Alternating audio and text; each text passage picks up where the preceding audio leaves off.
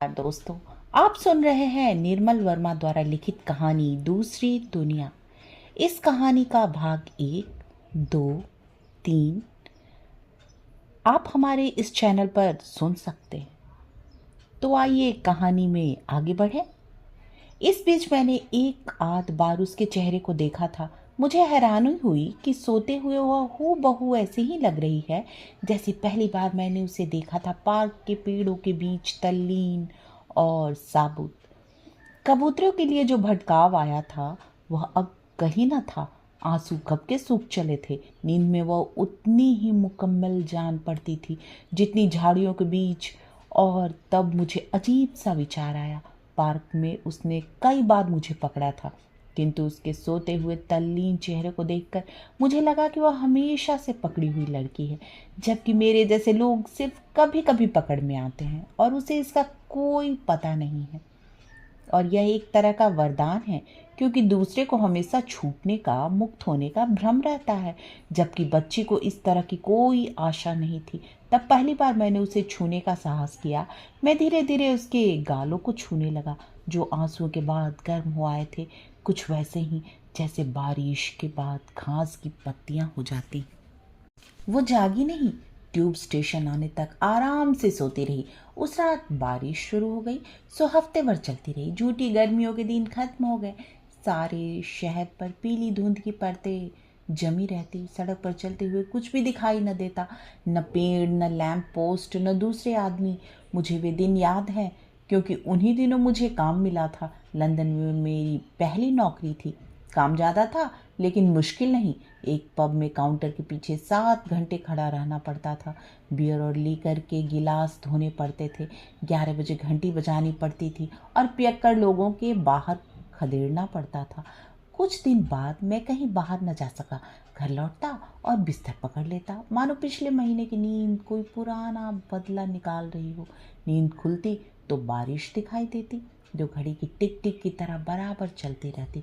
कभी कभी भ्रम होता कि मैं मर गया हूँ और अपनी कब्र की दूसरी तरफ से बारिश की टप टप सुन रहा हूँ। लेकिन एक दिन आकाश दिखाई दिया, पूरा नहीं, सिर्फ एक नीली डूबी सी फांक। और उसे देखकर मुझे अकस्मात पार्क के दिन याद हो आए। यहूदी रेस्तरां की बिल्ली और बाजार जाते हुए मिसेस थॉमस। वो मेरी छुट्टी का दिन था। उस दिन मैंने अपने सबसे बढ़िया कपड़े पहने और कमरे से बाहर निकल आया। लाइब्रेरी खुली थी। सब पुराने चेहरे वहां दिखाई दिए। पार्क खाली पड़ा था। पेड़ पर पिछले दिनों की बारिश चमक रही थी। वे सिकुड़े से दिखाई देते थे, जैसे आने वाली सर्दियों की अफवाह उन्हें छू गई हो। मैं दोपहर तक प्रतीक्षा करता रहा। ग्रीता कहीं दिखाई न दी, न बेंच पर, न पेड़ों के पीछे। धीरे धीरे पार्क का पीला पतझड़ी आलोक मंद पड़ने लगा। 5 बजे अस्पताल का गजर सुनाई दिया।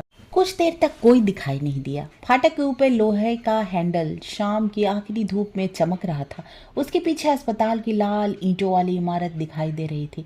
मुझे मालूम था उन्हें घर जाने के लिए पार्क के बीच से निकलना होगा, किंतु फिर भी मैं अनिश्चित निगाहों से कभी फाटक को देखता था, कभी सड़क को। यह ख्याल भी आता था कि शायद आज उनकी ड्यूटी अस्पताल में न हो और वे दोनों घर में ही बैठी हुई।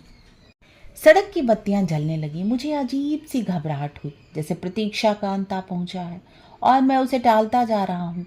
मैं बेंच से उठ खड़ा हुआ। खड़े होकर प्रतीक्षा करना ज़्यादा आसान जान पड़ा, किंतु तभी मुझे फाटक के निकट सरसराहट सुनाई दी।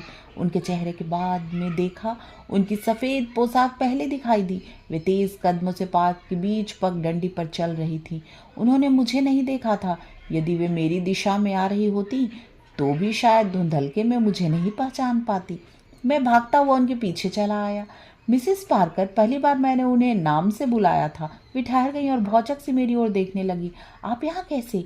अब भी वे अपने को नहीं संभाल पाई थी। मैं यहाँ दोपहर से बैठा हूँ, मैंने मुस्कुराते हुए कहा। वे हकबकाई से मुझे देख रही थी। उन्होंने मुझे पहचान लिया था, लेकिन जैसे उस पहचान का मतलब नहीं टो पा रही थी। मैं बहुत असमंजस में पड़ गया और सहज स्वर में पूछा, आज आप इतनी देर से लौट रही हैं? 5 का गजर तो कब का बज चुका है। 5 का गजर? उन्होंने विस्मय से पूछा। आप हमेशा 5 बजे लौटती थी, मैंने कहा। उफ, उन्हें याद आया, जैसे मैं किसी प्रागैतिहासिक घटना का उल्लेख कर रहा हूँ। आप लंदन में ही थे? उन्होंने पूछा। मुझे काम मिल गया, इतने दिनों से इसलिए नहीं आ सका। ग्रेटा कैसी है? वे हिचकिचाई, एक छोटे क्षण की हिचकिचाहट जो कुछ भी मानी नहीं रखती, लेकिन शाम के धुंधलके में मुझे वो अपशकुन सा जान पड़ी। मैं आपको बताना चाहती थी, लेकिन मुझे आपका घर नहीं मालूम था। वो ठीक है, हाँ ठीक है, उन्होंने जल्दी में कहा, लेकिन वह अब यहाँ नहीं है। कुछ दिन पहले उसके पिता आए थे, वे उसे अपने साथ ले गए। मैंने देखता रहा, मेरे भीतर जो कुछ था वह ठहर गया। मैं उसके भीतर था, ठहराव के, और वहाँ से बिल्कुल बाहर दिखाई देती थी। मैंने कभी इतनी सफाई से बाहर को नहीं देखा था। कब की बात है? जिस दिन आप उसके साथ ट्रिफॉल्गर स्क्वायर गए थे, उसके दूसरे दिन ही वे आए थे। आप जानते हैं, उन्हें वहाँ काम मिल गया है। और आप? मैंने कहा, आप यहाँ अकेली रहेंगी?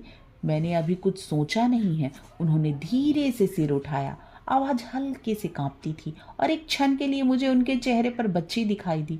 ऊपर उठा हुआ ओठ और भींगी आंखें, हवा में उड़ते हुए कबूतरों को निहारती हुई। आप कभी घर जरूर आइएगा। उन्होंने विदा मांगी और मैंने हाथ आगे बढ़ा दिया। मैं बहुत दूर तक उन्हें देखता रहा, फिर काफ़ी देर तक बेंच पर बैठा रहा। मुझे कहीं नहीं जाना था, न ही प्रतीक्षा करनी थी। धीरे धीरे पेड़ों के ऊपर तारे निकलने लगे। मैंने पहली बार लंदन के आकाश में इतने तारे देखे थे, साफ और चमकीले, जैसे बारिश ने उन्हें धो डाला हो। It is time dear. Park के चौकीदार ने दूर से ही आवाज़ लगाई। वो गेट की चाबियां खनखनाता हुआ पार्क का चक्कर लगा रहा था।